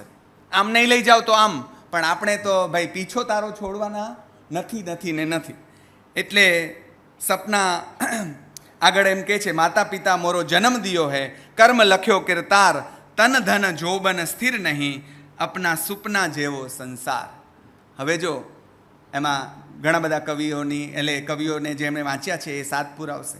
તોરલ એમ કહે છે, સપના જેવો છે સંસાર, તોડી રાણી કરે છે પુકાર, જેસલને જગાડવા માટે. કે આ સપના ક્યારે સપનું પૂરું થઈ જશે ખબર નહીં પડે. સપનું લાંબુ ચાલે છે ને એટલે આપણને સાચું લાગે છે, બાકી છે સપનું જ. ઓચિંતાને પૂરું થશે અને ઢળી પડીશું. એટલે આ પ્રેમ કહાણીના આલેખનમાં મેં કહ્યું તેમ વિપ્રલંબ શૃંગાર છે, અને ઘણી બધી કવિતાઓ એની મળે છે. પણ હું હવે મારા બીજા જે છેલ્લી વાત કરવી છે, એ મારી છેલ્લી 15 મિનિટ જે મારી પાસે બચી છે એમાં કરી લઉં. કે પ્રેમમાં પડવાની છૂટ છે, ગાંડા થવાની પણ છૂટ છે. પણ ગાંડા થવા માટેનું પાત્ર પહેલાં બરાબર જો હોય, સાચા માણસ પાછળ તમે ગાંડા થાવ ને તો પણ તમારું કલ્યાણ થાય. એટલે નેમ અહીંયા નેમ પાછળ રાજુલ ગાંડી થઈ એવું આપણને લાગે કે આમ નથી પરણતો તો નથી પરણતો. કચ્છી મેં અહીં છે કે હી ન તેનજી ભેણ ભાઈ, મારા માટે કોઈ ના નથી પાડી નાખે. મારી માએ તો આ ડાયલોગ કીધો હતો, એ જે કીધો તો એ તો જાહેરમાં કહેવાય એમ નથી, પણ કીના. એટલે મીરાએ પ્રેમ કરતા તો કરી લીધો, પણ પછી એણે એમ કહ્યું કે મેં જો એસા જાનતી પ્રીત કીએ દુઃખ હોય નગર ઢીંઢેરો પીટતી પ્રીત ને કીધું આ બાબા મેં કરી એ કરી ભૂલ, તમે કરતા નહીં. પણ આ એવું છે કે બધાને કરવું બહુ જ ગમે, પછી માથા કૂટતા હોય, ખંજવાળતા હોય, એ બધી બીજી વાત છે. પણ અહીંયા જે બન્યું નેમ રાચુલ વચ્ચે કેટલાક ડાયલોગ થયા, કેટલાક બારમાસાઓ વિશે વાત થઈ શકે, પણ એના માટેનું આ પ્લેટફોર્મ નથી. સાહિત્યિક જગતની વચ્ચે બહુ જ બધા બારમાસા લખાયા છે. કલ્પના આ લોકોની વચ્ચે તો દીક્ષા તો તરત લેવાઈ ગઈ છે, પણ આ કવિઓ ભાઈ એણે 12 માસ કેવી રીતે ગુજાર્યા? તો કારતક કેમ ગયું ને માગસર કેમ ગયું ને આપણે ત્યાં જે ઓલું છે ને શિયાળાના 4 મારા કાળજડા ઠરી ઠરી જાય રે પાતળિયા તારા મનમાં નથી. સ્ત્રીઓના મુખે ઘણું બધું ગવાયું છે. આભમાં ઝીણી જબુ કે વીજળી એ સ્ત્રી જ. તમે જુઓ કે આમ પુરુષ રોમેન્ટિક હોય, પણ અહીંયા આપણી સંસ્કૃતિ એવી છે કે સ્ત્રીના મુખે રોમેન્ટિક વાતો આવી કે ભાઈ આભમાં ઝીણી જબુ કે વીજળી ઝીણા ઝરમર વર્ષે મેં આવામાં ગુલાબી હું તને ચાકરીએ જવા નહીં દઉં. એના ઉપરથી ફિલ્મનું ગીત બન્યું, હાય હાય યે મજબૂરી યે મોસમ ઓર યે દૂરી તેરી 2 ટકિયા કી નોકરી મેં મેરા લાખો કા સાવન જાય વાળી. આ લોકગીત ઉપરથી આવ્યું છે. એટલે આવ્યું હશે એવી કલ્પના કરીએ. બેમાં સેમ વાત છે. અને પાછું બેન કહી રહી છે, સંકોચ જરાય નથી, કારણ કે સંકોચ કાંઈ ખોટું કામ નથી.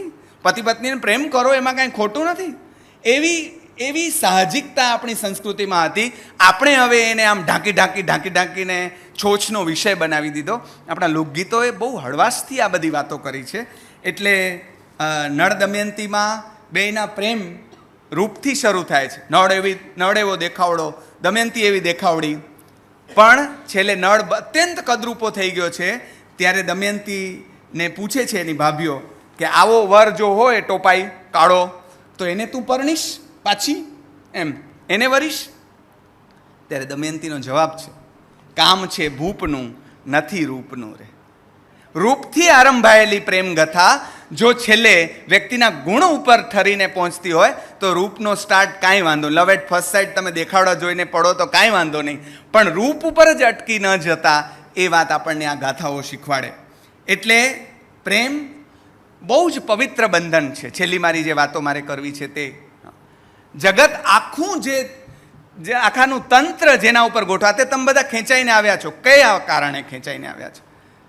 જગતની સર્વ કડીઓમાં પ્રેમની કડી સર્વથી વળી કાષ્ઠને કોરી શકતો અલી લાચાર પદ્મમાં. એમાં મારા સુંદરમ કહે છે આવો લાકડાને કોરી ખાય એવો ભમરો કોમળ કમળમાં પૂરાઈ જાય છે. બોલો એનાથી તૂટે નહીં?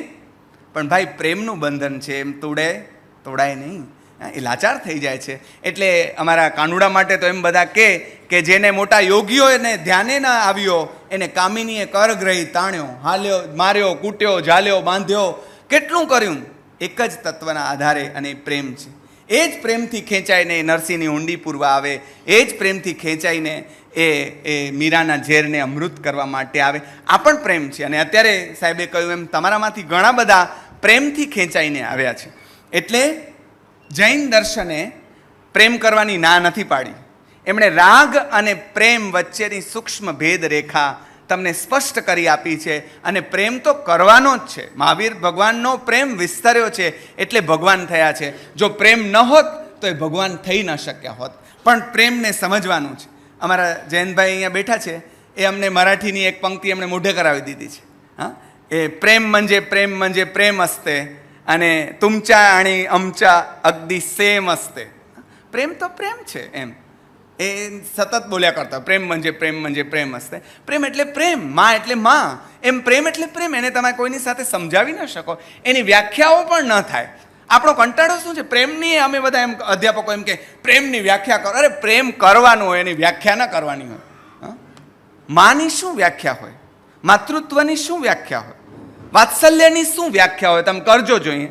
વાત્સલ્યની કોઈ વ્યાખ્યા ન હોય. વાત્સલ્ય તો વહાવવાનું હોય, તેમ પ્રેમ વહાવવાનું હોય. એની કાંઈ વ્યાખ્યાઓ બાકી ન થાય કે આમ બરાબર આ, એમ બરાબર પ્રેમ, H2O જેવું ન થાય.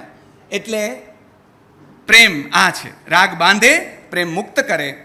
મુદ્દો એ છે કે આપણો પ્રેમ કોઈના માટે પિંજરું નથી બની જતું ને, એ જરાક તપાસવાનું છે. અહીંયા આ બાઈએ જરાક બાંધવા કોશિશ કરી પણ ઓલો બંધાયો નહીં, એ વાત જુદી છે. પણ આપણું પ્રેમ કોઈનું જો પિંજર બની જતું હોય તો આપણું પ્રેમ એના માટે બાધક બને છે. પ્રેમીજન સુખી થાય એવું આપણે ઈચ્છીએ કે પછી આપણે જેને સુખ આપીએ એવું ઈચ્છીએ? સામાન્ય રીતે જોજો આપણને એવું છે કે હું જ તને પરણું, હું જ તને સુખ, અરે એ સુખી થાય એમ તું કે.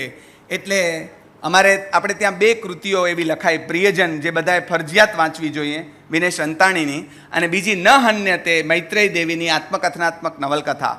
એના ઉપરથી હમ દિલ દે ચુકે સનમ ફિલ્મ પણ બની છે. અને ન હન્યતેનો નાયક નથી, ગૌણ પાત્ર છે, અમૃતાનો પતિ. અને અમૃતા યુવાવસ્થામાં મિર્ચા યુક્લિડ નામના એક ઇટાલીના છોકરાના પ્રેમમાં પડી છે. બાપાને ખબર પડીને બેને છૂટા પાડીને આને પરણાવી દીધી છે. 60મે વર્ષે એના વરને ખબર પડે છે કે અમૃતા બીજા કોઈકને ચાહતી હતી. ત્યારે 60મે વર્ષે એના ખાટલા ઉપર બાજુમાં બેસીને એના હાથ પર હાથ મૂકીને એમ કહે છે કે ભલી બાઈ, પરણ્યાની પહેલી રાત્રે તું મારી પાસે આવીને ત્યારે મને ખબર પડી ગઈ હતી કે તું સંપૂર્ણપણે મારી નથી. પણ મેં હિંમત ન કરી તને કહેવાની. તે જો મને કહ્યું હોત કે હું તમને નહીં એક્સ વ્યક્તિને પ્રેમ કરું છું, તો ત્યારે તું તારા બાપની માલિકીની નહોતી રહી, મારી થઈ ગઈ હતી. હું તારો હાથ પકડી અને તારા પ્રેમીજન પાસે મૂકી આવ્યો હોત. પણ કાંઈ વાંધો નહીં, તને એટલો મારા ઉપર વિશ્વાસ ના આવ્યો. આ 60મે વર્ષે હું તને કહું છું કે જા, હું તારી ઇટાલીની ટિકિટ કઢાવું છું અને તું તારા મિર્ચા યુક્લિડને મળી આવ. આ પ્રેમીજન છે. અને આ સત્ય ઘટના આધારિત પ્રેમ કથા છે. આ કોઈ રોમેન્ટિક લવ સ્ટોરી નથી. અને ત્યાં હમ દિલ દે ચુકે સનમે એને બહુ સરસ ન્યાય આપ્યો છે. અંત બદલ્યો છે, પણ એ કમાલનો અંત છે. એ નાયિકા જાય છે અને એ ઐશ્વર્યા રાય પેલા સલમાન ખાનને મળે છે, સમીર નામનાને. અને એને એમ છે કે બસ હવે હું મારો સમીર મળી ગયો. પણ મીનવાઇલ એને એટલું રિયલાઇઝ થાય છે, આ માણસના પ્રેમની જીત થાય છે. એટલે છેલ્લો ડાયલોગ એના પોતાના પ્રિયતમને એમ કહે છે કે માફ કરના, मैं इस जन्म में तुम्हारी नहीं हो सकती क्योंकि तुमने मुझे प्यार करना सिखाया, मेरे पति ने मुझे प्यार निभाना सिखाया है. અને 2 જણા પાછા ઓલા એલિસ બ્રિજ જેવા કોઈ મસ્ત બ્રિજ ઉપર મળે છે ને આપણે રાજી થઈ જઈએ છીએ કે હાશ આ લોકો મળ્યા. કેમ? તો આના વરે જો એમ મારી કુટીને કીધું હોત કે મારા સિવાય કોઈનો વિચાર કરસ, મારી નાખીશ તને, ઢીબી નાખીશ. આપણે ત્યાં આવું જ થાય છે. ઘરવાળીઓને ના પ્રેમ જીતવાને બદલે એને ઢીબીને, અમારે ત્યાં તો હું આવ્યો ત્યારે મેં બહુ વિચિત્ર સાંભળેલું, અમુક જ્ઞાતિમાં મારે કહેવું નથી, પણ પરણ્યાની પહેલી રાતે બરાબરનો ઢીબી નાખવામાં આવે પત્નીને, એટલે એને ખબર પડે કે પતિ કેવો બળુકો છે. એટલે અમારે ત્યાં, એટલે આપણે ત્યાં એમ બહુ ગૌરવ નહીં લેતા. હા, એટલે વિદાય નામની કવિતા છે. હા, કદી કદી નહીં કહું મને જ સ્મરણે સદા તું રાખજે, પ્રહલાદ પારેખ બાબુભાઈ. અને નયન પંથનું અવર વિશ્વ તું ત્યાગજે, પરંતુ ગગનાંગણે અવનીમાં અને સિંધુમાં મળે અધિક જે તને મુજ થકી ઉરે થાપજે. હું એમ કહેતો જ નથી કે મને તું પ્રેમ કર્યા કરજે. આ પ્રેમ કથા આપણને આવા ઉત્તમ ઉદાત્ત પ્રેમની દિશામાં લઈ જાય. એટલે ઉપાધિ રહિત સહિતની મેં વાતો કરેલી, પણ હવે છોડું છું. કેટલીક વખત બીજી એક વાત, આ પ્રેમની વાત તો કરી લીધી, કેટલીક એક વખત મહાન કાર્યો કરવા માટે સ્વજનોને આપણે અવગણવા પડે છે. ભગવાને જો માતા પિતાનું માન્યું હોત ને, કે પોતાના સ્વજનોની સાથે બેઠા પડ્યા હોત, તો ભગવાન ન થયા હોત. અમારે ત્યાં એક ક્લાસિક કૃતિની વિશે શ્રેણી ચાલી, પ્રશિષ્ટ કૃતિ. એમાં એક પુસ્તક વિશે એક ભાઈ બોલ્યા, નિખિલ મોરી. એમણે પૃથ્વી ઉપર પેડલ પર પૃથ્વીની પરકમમાં એવા પુસ્તક વિશે વાત કરી. અને એમાં એમણે પહેલું એમ કીધું, ઓલાના અનુભવ લખતા, કે આ પેડલ ઉપર પૃથ્વીની પરકમમાં કરવા માટે નીકળેલા એને પહેલું કોણ આડું આવે? તો કે મારી માં. માં એમ કે ભાઈ આ પૃથ્વી ઉપર તમે પેડલથી ક્યારે, એટલે સાયકલથી ક્યારે ફરી લેશો? ન જવાય હો મારા બચ્ચા. હું એ મુંબઈ આવતો તોય મારી માં એમ કે ધ્યાન રાખજે માં, અહીં કઈ જાય માં. અત્યારે બારે જયંતભાઈને મારા પછી પૂરી ન થઈ એટલે જયંતભાઈને સૂચનાઓ આપી કે જોજો ધ્યાન રાખજો એમ. હા, સૌથી વધારે આડા આપણા સ્વજનો આવે આ બધામાં. એટલે ક્યારેક તમારે જો ઉત્તમ મોટા કામો કરવા છે તો આપણા સ્વજનોને પણ અવગણવા પડે. આ એક આનુષંગિક વાત આ કથા સાથે જોડીને મારે કહેવી છે. મરજીવ્યા કવિતા ભણાવીએ, એમાં મરજીવ્યા મોતી લેવા જતા હોય તો કોણ આડા ફર્યા? સ્વજનો. નાનામાં બુડી વેને તો, પણ જો બુડી વેનેની બીક રાખે તો મોતી લેવા કેવી રીતે જાય? હા, એટલે ક્યારેક આપણે એ લોકોને અવગણવા પણ પડે. માં જો દોડવા જ ન દે તો પીટી ઉષા થાય નહીં, માં રમવા ન દે તો સચિન થાય નહીં. એટલે મારે તમને એમ કહેવું છે કે વધારે પડતું કમ્ફર્ટ આપીને આપણે આપણા બાળકોના હાથ પગ નથી કાપી રહ્યા ને, એ પણ જરાક જોવાનું છે.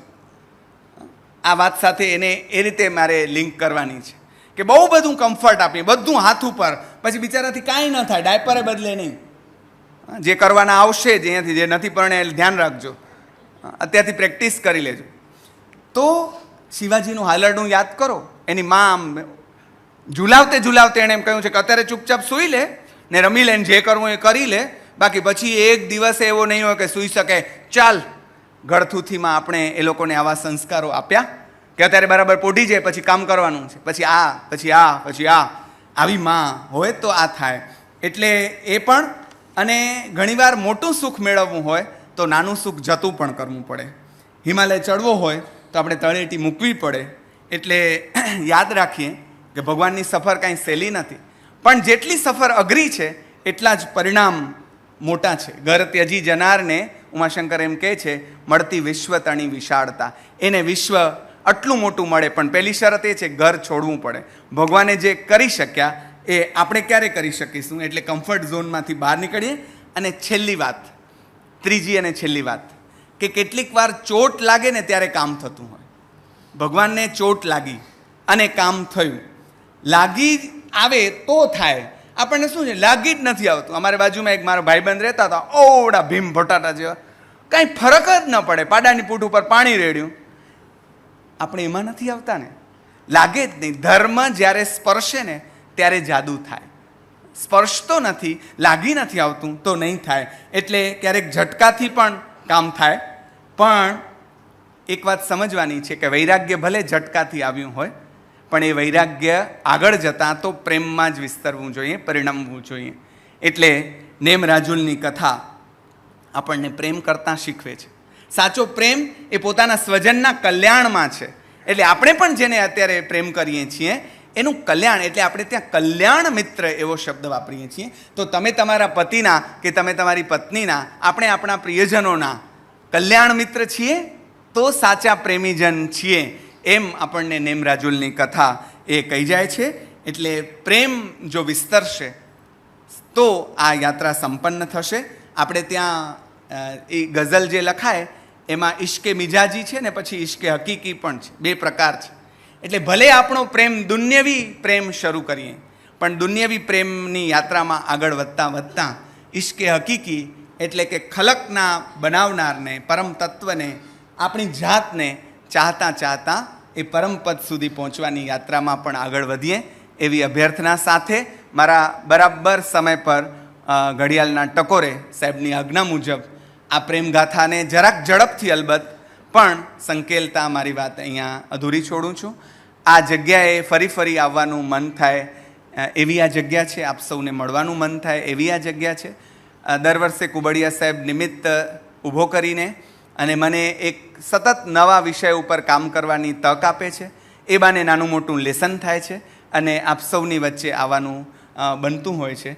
તો આ ઉપક્રમને પ્રણામ, જે કરી રહ્યા છે એમને પ્રણામ, અને જે સામે સાંભળી રહ્યા છે એમને પણ પ્રણામ કરી અને મારી વાત સંકેલું છું. સૌનો આભાર. રમજાનભાઈએ આ નેમ રાજુલની પ્રણય કથાનું મુખ્ય હાર્દ કહ્યું કે જ્યાં પ્રેમ છે ત્યાં અંતે એક થવાય જ છે. આમના નેમ રાજુલના 3 જન્મ દેવદેવી તરીકે હતા, ત્યાં દેવલોકમાં. પછીના 5 પુરુષ સ્ત્રી તરીકે, પણ છેલ્લા જન્મમાં આ રીતે વૈરાગ્યથી બંને જોડાયા. હવે અહીંયા વાત કેવી છે કે નેમ આવે છે પરણવા અને પાછા જાય છે. રાજુલ અહીંયા જ રહે છે, બંને જુદા પડે છે. તો આ તે કાંઈ પ્રેમ કહેવાય? પણ આપણે જાણીએ છીએ કે પછી નેમ અને રાજુલ ક્યાંય નહીં મોક્ષે ભેગા થયા. આને કહેવાય સાચો પ્રેમ, અમર પ્રેમ. અને સાચા પ્રેમની એક બીજી વાત છે, શબ્દ છે નિર્વ્યાજ પ્રેમ. નિર્વ્યાજ, જેમાં કોઈ કામ વાસના તો ન હોય, કોઈ સ્વાર્થ પણ ન હોય, આવી જાતનો પ્રેમ એ અમર પ્રેમ, એ સાચો પ્રેમ. બાકી કામ વાસના એ પ્રેમ નથી, સ્વાર્થ એ પ્રેમ નથી. માતા અને સંતાનનો જે પ્રેમ છે એ પ્રેમ છે. એ બધી વાત એમણે કરી.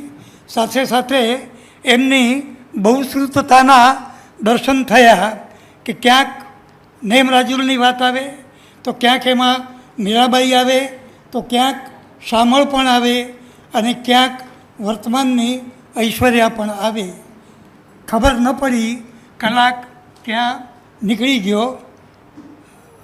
સૌને આભાર, અભિનંદન. અનિલભાઈ. જય જિનેન્દ્ર. વર્ધમાન સ્થાનકવાસી જૈન શ્રાવક સંઘ દાદરમાં બિરાજમાન લીંબડી સંપ્રદાયના પરમ પૂજ્ય પ્રેરણાબાઈ મહાસતીજી આદિ થાણા 7, એમને આપણા સૌ વતી અને મારા વતી પહેલાં કોટી કોટી વંદન કરી. તમે લોકોએ 7 દિવસ અહીંયા આવીને જે આ પ્રવચન વ્યાખ્યાનમાળાને સફળતા બક્ષી છે એ માટે વધારે તમારો સમય નહીં લઉં. 5 મિનિટમાં બધું આપણે પૂરું કરીશું. છેલ્લા 40 વર્ષથી આ જગ્યામાં આપણે વ્યાખ્યાનમાળા કરતા આવ્યા છીએ. એનો ખરેખરો શ્રેય સૌપ્રથમ પહેલાં આપને જાય, કારણ કે આપ લોકોની હાજરી ન હોય તો આ આયોજન કરવાનું મન ન થાય. તો એના ખરેખર હકદાર, સફળતાના જે હકદાર કહીએ તો આપણા સૌના લાડીલા એવા પ્રોફેસર નવીનચંદ્ર કુબડિયા, કે નામ પ્રમાણે દર વખતે નવી નવી વસ્તુ આપણને પીરસતા આવ્યા છે. આજે 40 વર્ષ સુધી આજે ઘરમાં બૈરાઓને બી રોજ નવું શું બનાવવું વિચાર થાય, તો એમણે તો આપણને 40 વર્ષ સંભાળ્યા નવીનભાઈએ. તો ખરેખર સંગવતી હું એમને સલામી આપું છું.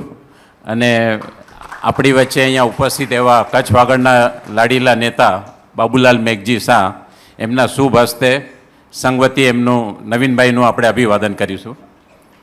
નવીનભાઈ, બાબુભાઈ, તમારા શુભ હસ્તે. મારા કબાટમાં સંઘની 38 સાલ છે.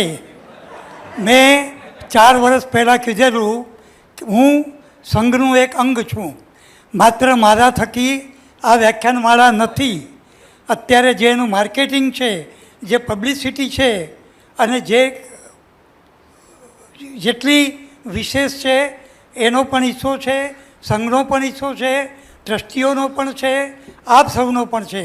એટલે હવે આ મારું ઘર છે, આ મારી જવાબદારી છે અને આ મારે કરવું જ જોઈએ અને કરું છું. એટલે મને માફ કરો, આજથી કે હવે પછી ક્યારે પણ નવીનભાઈનું સન્માન નહીં. હું દર વખતે કહું નહીં.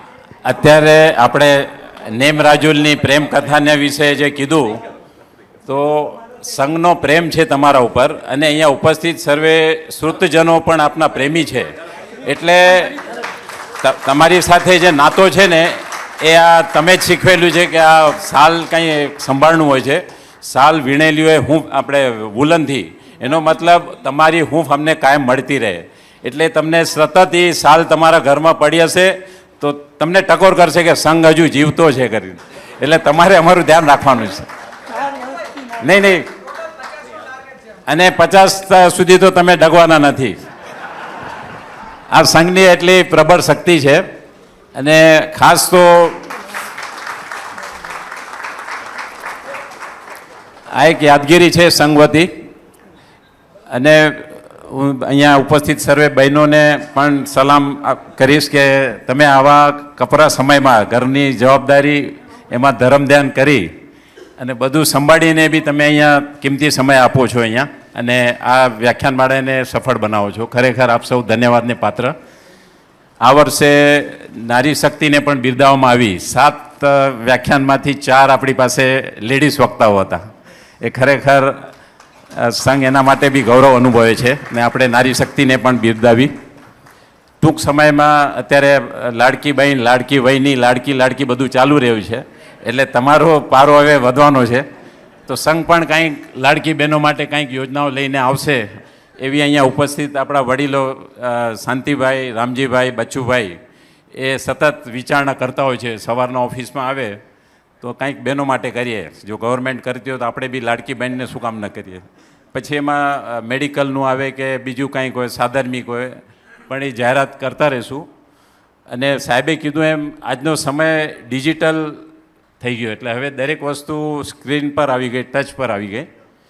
અમેરિકા ને ફોરેનમાં વસતા આપણા જ્ઞાતિબંધુઓ કે આપણા મિત્રો, એ લોકો આપણી વ્યાખ્યાનમાળાથી એટલા પ્રભાવિત અને સંતુષ્ટ થયા છે, એના માટે કોઈ શબ્દો નથી. કારણ કે દરેકને અમને ફોન આવતા હોય છે, ખાસ કરીને ભરતભાઈને ઘણા કોમ્પ્લિમેન્ટ મળે છે કે આ તમે આ કરો છો એના માટે અમને આ ધર્મના મોટા દિવસોમાં કંઈક પામવા મળે છે. તો ખરેખર સંઘની એ પણ એક યશસ્વીતા ગણાય કે આપણે આ કાર્યમાં ખરેખર મોટી સફળતા મેળવી છે. છેલ્લા 5 વર્ષથી દરેક લેક્ચર આપણા યુટ્યુબ ઉપર અવેલેબલ છે. કોરોનામાં પણ લોકોએ ઘરે બેસીને એનો મહત્તમ ઉપયોગ કર્યો કે વિચારો આડાવડા ન જાય એના માટે આ વ્યાખ્યાનનું સંભાળના કરી ને આપણે મુખવાસની જેમ મમડાવ્યું છે. ખરેખર આપ સૌ ફરી એકવાર સંઘ વતી હું તમને સૌને અભિનંદન આપું છું, આભાર માનું છું. સંઘની દરેક પ્રવૃત્તિઓમાં આપ સૌનો સિંહ ફાળો છે. છેલ્લા 12 મહિનામાં મેડિકલમાં બી અહીંયા અવરજવર વધી ગઈ છે. ઉપર જે પહેલાં આપણા લોકો એમ સમજતા હતા કે કરસન લદ્દુ કે નવનીત જૈન હેલ્થ સેન્ટરમાં ન જવાય, કેમ હોસ્પિટલ જેવી જે ફિલિંગ હતી, હવે જેમ જેમ લોકો આવવા લાગ્યા તો આપણો સમાજ વધુને વધુ અહીંયા મેડિકલની સેવાઓ લે છે. એના માટે અમને સંતોષ એટલા માટે થાય કે ક્યાંક અમે ભૂલ તો નથી કરી રહ્યા ને. તમે વધારે આવો તો અમને આનંદ થાય કે કંઈક સુધારા વધારા કરતા જઈએ. ભવિષ્યમાં કદાચ આનું બી મોટું એક ફલક બની શકે, હોસ્પિટલ લેવલ પર બી જઈ શકે આપણું સંઘ. એવું બધું ચાલુ છે. હમણાં વ્યાખ્યાનમાં 2 દિવસ પહેલાં પ્રેરણાબાઈ મહાસતીજીની કંઈક એવી વ્યાખ્યાનમાં વાત આવી હશે અને શાંતિભાઈના મનમાં રહેલી કરુણા બહાર આવી ગઈ. એમણે પોતાના ભાવ વ્યક્ત કરી અને જાહેર કર્યું, કદાચ તમે સવારના વ્યાખ્યાનમાં જે લોકો ઉપસ્થિત હશે, દાનપેટી આપણી પાસે એક્રિલિકની દાનપેટીઓ આવી ગઈ છે. એમાં એવું કહેવામાં આવ્યું છે, શાંતિભાઈની ભાવના એમ છે કે રોજ ફૂલ નહીં તો ફૂલની પાંખડી 10 રૂપિયા આપણે પેટીમાં નાખી દેવાના. ઘરના 10 જણા હોય તો 100 રૂપિયા, જેવી યથાશક્તિ. 12 મહિને તમે આ પેટીના જેટલા રૂપિયા અહીંયા જમા કરાવો સંઘમાં, એનું અલગ લિસ્ટ બનવામાં આવશે. એટલા જ રૂપિયા શાંતિભાઈ પોતે પોતાના તરફથી આપશે, એમાં ઉમેરો કરશે. એટલા જ રૂપિયા કવિઓ જૈન મહાજન એ આપશે. માની લો કે વર્ષે 10 લાખ રૂપિયા આવી રીતે 10-10 રૂપિયા કરીને ભેગા થયા તો શાંતિભાઈનો અંગત ફાળો 10 લાખ રહેશે, કવિઓ મહાજનનો 10 લાખ.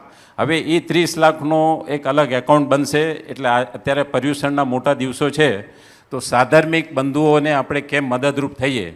અને 10 રૂપિયા તો શું છે, હાલતા ચાલતા માણસો આજે પાન બીડી તંબાકુ માવામાં બી 50-100 રૂપિયા ખર્ચાઈ જતા હતા. તો આપણી લક્ષ્મીને મહાલક્ષ્મી બનાવવા માટે પ્રેરણાબાઈ મહાસતીજીની પ્રેરણાથી આ એક શુભ અવસર નિર્માણ કરવામાં આવ્યું છે. એની જાહેરાત તમે 1-2 દિવસમાં જોઈ લેશો, યુટ્યુબ પર બી આવશે. તો એમાં ખાસ સહભાગ થઈ બધા એમાં નિમિત્ત બનજો. પછી ભલે તમે વારસે 500 રૂપિયા બી આપશો તો શાંતિભાઈ પોતાના 500 આપશે. અને એમાં જીવદયા, સાધર્મિક પ્લસ તમારે ત્યાં કામ કરતા કર્મચારીઓ, એમને જ્યારે બી મેડિકલની કોઈ જરૂર પડી ગઈ તો એ ફંડમાંથી તમને પૈસાની મદદ ચેકથી આપવામાં આવશે. કે તમારો કોઈ સમજો ઘરમાં કામ કરવાવાળો બીમાર પડી ગયો, એને પૈસાની જરૂર પડી તો ચેકથી એ હોસ્પિટલમાં ડાયરેક્ટ ચૂકવવામાં આવશે. આ શાંતિભાઈના મનની વાત છે, કારણ કે શાંતિભાઈએ 7 દાયકાની સપ્તર્ષિ અનુભવી લીધી છે. હવે આ બધા વડીલોને એમ થાય છે કે જતાં જતાં આપણે કંઈક એવા કામો કરી જઈએ કે આ સંઘનું નામ હજુ વધુને વધુ રોશન થાય. તો હું આપણા સૌ વતી આવા વડીલોને નતમસ્તકે વંદન કરું છું કે તમારા શુભ હસ્તે આવા માનવતાના મહાન કાર્યો થાય અને આ જૈન ધર્મની સંસ્થા છે એ જૈનનું આપણા સમાજનું નામ આગળ ને આગળ વધે ને લોકો આપણને અહીંયા પ્રેમ કરતા રહે.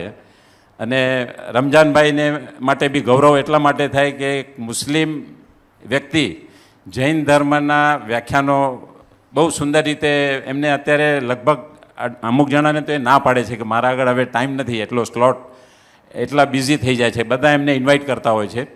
તો ખરેખર આપણા માટે બી ગૌરવની વાત છે. પણ જ્યારે બી આપણું નામ જાય છે, રમજાનભાઈની ના નથી હોતી કે તમારી ગમે એ તારીખ હશે હું એડજસ્ટ કરીશ કરીને. તો રમજાનભાઈ, વર્ધમાન સંઘ વતી આપનો ખૂબ ખૂબ આભાર. અને ફરી એકવાર આપણે નવીનભાઈ કુબડિયા માટે કહીશું કે ઈશ્વર એમને દીર્ઘાયુષ્ય બક્ષે, સુંદર સ્વાસ્થ્ય અર્પણ કરે અને એમની પાસે જે ખજાનો છે સાહિત્યનો, એનો વારસો આપણી વચ્ચે આવી રીતે પ્રજ્વલિત રહે અને વાલનો જે કહેવાય ને વરસાદ વરસતો રહે આપણા ઉપર. તો નવીનભાઈ તમને પણ કોટી કોટી વંદન. ફરી એકવાર સંઘ વતી કોઈ પણ રૂટીન બધી પ્રવૃત્તિઓ અહીંયા ચાલતી જ હોય છે, એમાં કાંઈ ભૂલચૂક થઈ હોય, ક્યારે કોઈનું મન દુભાયું હોય તો અત્યારે મોટા દિવસોમાં મન વચન કાયાથી સંઘ વતી પૂજ્ય મા સતીજીને આદિ થાણા 7ની આજ્ઞાથી એમને વંદન કરી આપ સૌને કોટી કોટી વંદન સાથે મિચ્છામી દુક્કડમ ને માફ કરજો કાંઈ પણ ભૂલ થઈ હોય સંઘની તો. જય જિનેન્દ્ર, જય મારવી. અને આપ સૌ તપસ્વી સાતા મારે. ધન્યવાદ.